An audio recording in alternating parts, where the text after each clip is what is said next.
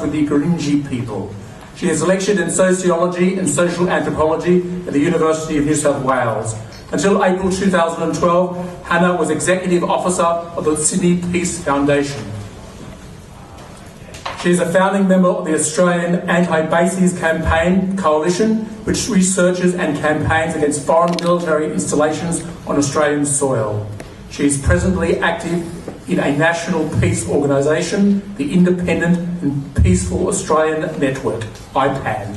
Hannah is also active in the defence of public housing.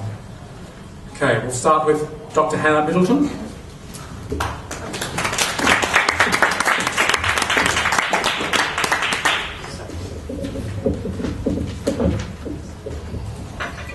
Thanks. Good evening, everybody. I also acknowledge that we are meeting on the land of the Gadigal people, and acknowledge also that it is Aboriginal land, always was, always will be. I apologise for speaking sitting down. It's not my usual practice, but I'm just recovering from surgery and I'm a bit weak and I'm not sure I could stand for 25 minutes. But I really mean no disrespect to this audience. I want to start by making two matters clear. First, while individuals clearly can and do play a significant role, history is made by people, by the masses.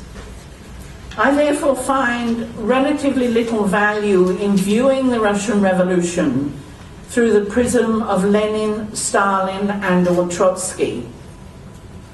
I respect scholars who work on these influential figures, and I loathe the anti-communism that lies behind much of the discussion and writings about their actions, especially those of Stalin. Secondly, I reject Francis Fukuyama's view that the collapse of the Soviet Union meant, and I quote, liberal democracy has triumphed and mankind has reached its highest wisdom. History has come to an end, unquote. The collapse of the Soviet Union was presented by the defenders of capitalism as the final victory of the free market economy over communism.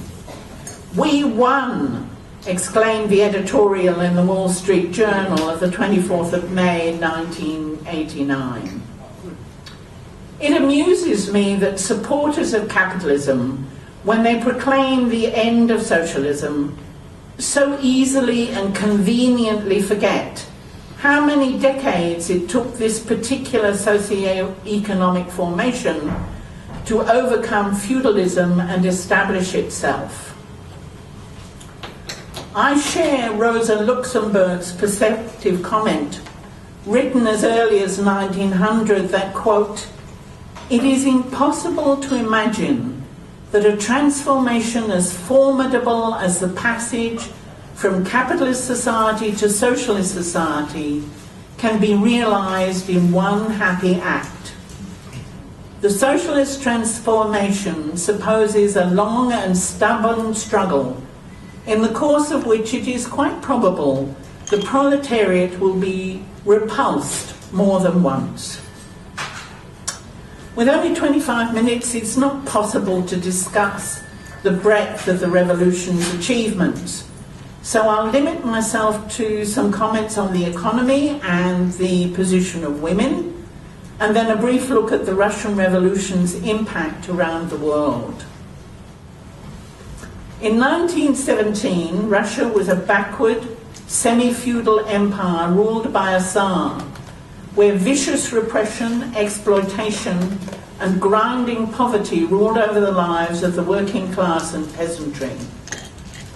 The Russian Empire contained many nationalities whose national sovereignty and languages were outlawed. Lenin called it a prison house of nations. Women's rights were non-existent.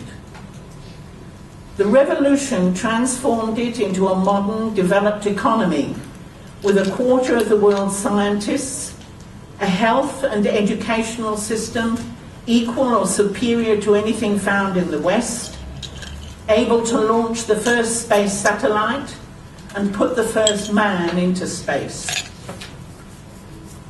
The Russian Revolution ended Russia's involvement in the imperialist mass slaughter of World War I. Russian soldiers went back to help overthrow the government that had sent them to fight and die.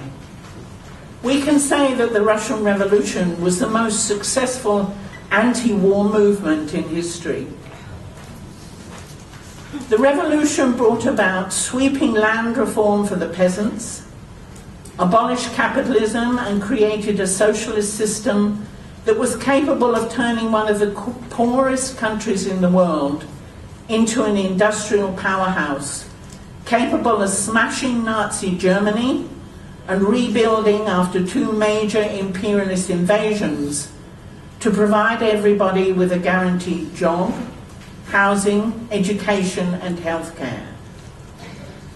It brought about big advances in women's rights and in national rights for oppressed minorities, forming republics of ethnic regions, legalizing their languages and providing education in those languages, while also giving their economies special help through the planned economy. It also inspired millions of men and women who fought to bring it about. Mikhail Serafimovich, a private in the Guards Reserve Cavalry Regiment, sent this poem to a newspaper in 1917. Long live free Russia! The joyous cry floods my soul. Long live our freedom! The red flag stills my heart. A leaden weight has fallen. The world dreams a shining dream. I'm young again, my body drunk, my soul replete with feelings as vast and endless as drops in the cup of the sea. Before the revolution, Tsarist Russia was an extremely backward economy with a predominantly illiterate population. Out of a total population of 150